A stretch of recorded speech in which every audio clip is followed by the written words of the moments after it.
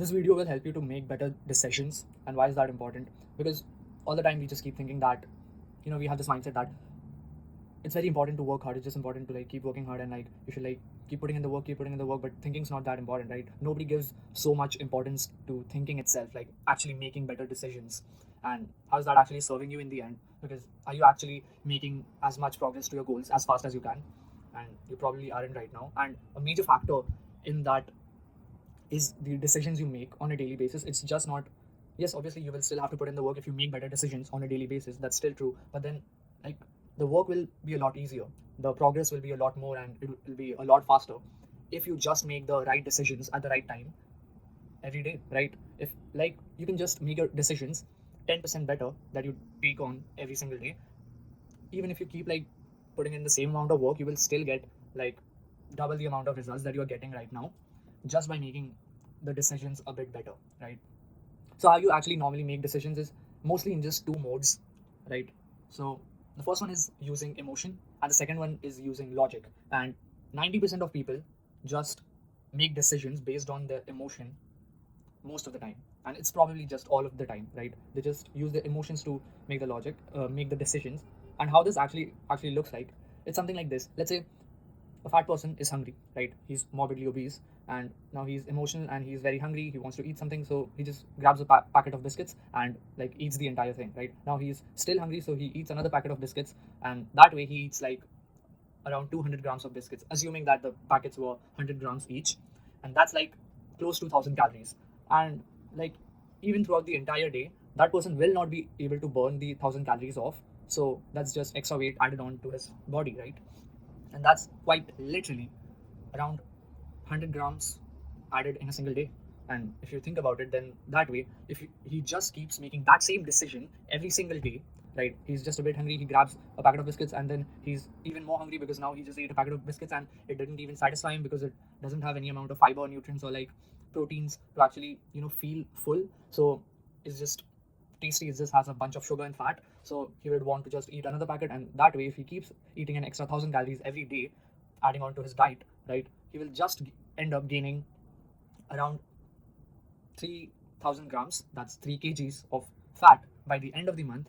And if he keeps doing that over the point of the entire year, he would literally end up gaining around 36 kgs, right? Now, it's not actually exactly that figure, 36 kgs, because if he gains weight and he becomes let's say from 100 kgs to he goes to 103 kgs, so his metabolism will also increase. So therefore, with the same amount of 1,000 calories added every single day, he won't gain as much weight. So actually, it's not quite literally 36 kgs by the end of the year. You can say it's close to 25, 30 kgs because the added extra metabolism.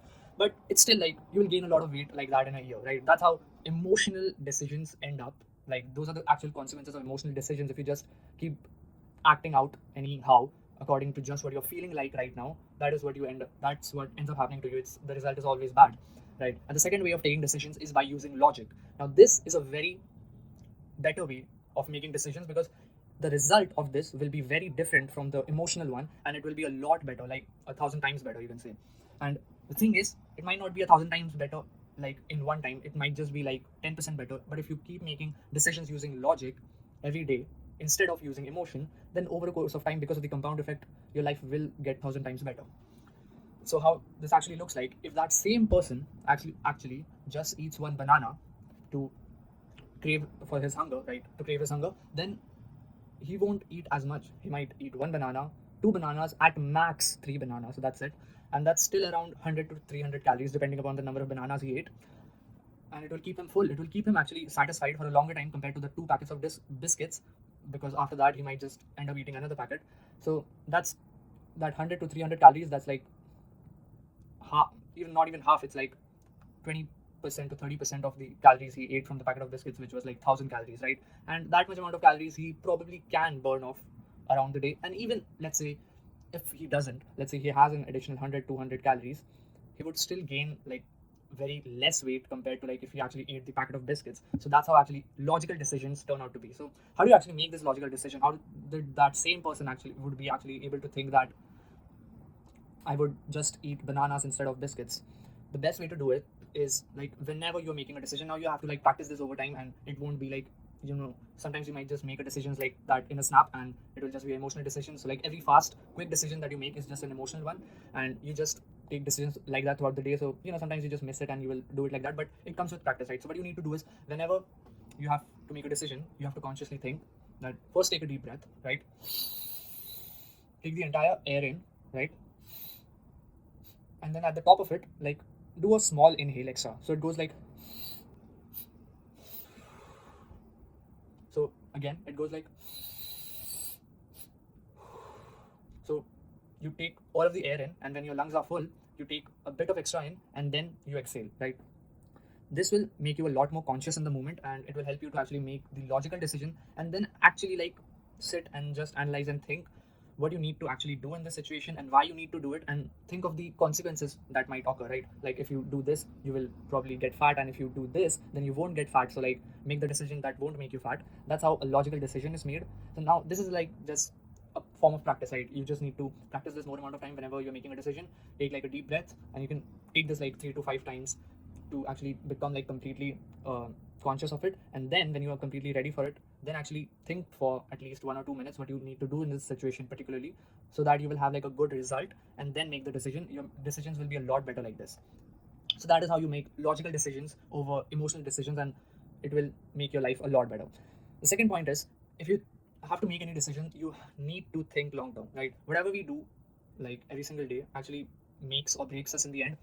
So if you don't think about the long term, the result will always be bad. Now if you just like want to do things and you just keep doing them because you want to do it, it will not result in something good, right? If you want to watch Netflix, you want to keep watching porn and jacking off, you want to have junk food, you want to sleep 12 hours a day, and you want to take drugs because you want to look cool in front of your friends, then like you might just do all of those shitty things in the moment without even realizing the consequences. But it will come. It's not like you can just escape like do the thing, enjoy the moment, and then escape the consequences somehow later. Like it will just come back, and like whatever you do now is probably what you will do for the next day and the day after. So it's like a compound effect. If you like enjoy in the moment right now, you will have like more of a tendency, more of an urge to enjoy the next day and the next day. So if you keep enjoying like that, you keep indulging in the pleasure that you want right now, and like make decisions off of that, then you will enjoy the moment. But then the results will come, and like you will kind of mess up your life way too much, and by the time you will realize it will probably be too late. So whenever like doing anything, just think about the long term results of what that thing would result in, and then only make those decisions, right? So what you can do with like actually your life, you can go out, you can like not literally like go out of your house, but then you can try out things, you can explore, you will maybe even literally go out of your house and try out, let's say, sports activities or physical activities. Like, so explore things, find something that you like, and write down, do you actually want to do something with that thing in the future? And if you do, then we'll make a plan for it. And when you have made a plan for it, then let's say the plan consists of things that are not completely doable right now in the moment, you don't have the capability to do them, but at least there are 50% of the things that you're capable of doing right now, then do them on a daily basis. At least you will like reduce 50% of your addictions by doing that, because you will have 50% less time in your day. And that way, even though your plan might not be perfect, you might not hit your goals just immediately, but then you will actually be able to like work towards something that's meaningful to you every single day. And that will be a lot better than just being addicted to a certain number of things. Like any decision that you want to make in life, always think about the long-term consequences, what will happen decades later, and do I actually identify myself as that person, that like 10 years later, do I want to be actually doing this and like want to have the results of this activity? If you don't, then you probably should stop doing it, because that's what a smart person will do, right? And the third point about making decisions, this is the fastest way that you can make progress to your goals. It's about changing your identity. So whatever you, let's say you have already found out something that you are attracted to, something that you want to actually do, then find people either in real life or online that actually do the same things, and they do it in a very good manner, right? They are very good at the thing that you want to do, right? Find those people in real life or online. Obviously in real life it will be very hard to like do something like that, so online is very better, because it will just give you a lot more opportunities. You will just be able to like completely look at the options that you have, like from a range of people that you can choose from, and then choose the most perfect person whom you can actually like and relate to. So go for online mostly, because if real life is a very good option, if you can find someone like that, then it's very good. You can just find a mentor, you can like, but obviously that will be expensive. If you want that person to actually be able to help you in a way, then obviously it would cost you money. but online would be a very like cheap option, and it will be a lot easier to do. So if you want to do it online, right, go onto YouTube. YouTube is like one of the best platforms to do something like this, because since you want to assume their identity, you actually want to know that person exactly. So visual long form content would be a lot better for that. So go onto YouTube and, like, let's say for an example, if you want to get into fitness, you want to start your fitness journey, you want to build a physique, because you have this as your major motivation, because you want to get more girls, then, well, like, doing it for the girls is like kind of extrinsically motivating factor. But then if that still gets you into the gym right now and like still motivates you, that's good, because initially that's what actually I did, and I got motivated by that. But then later it just become like this thing that was just motivating from the inside, not just about seeking validation from outside. So if that's motivating enough for you to start your fitness journey right now, that's all right.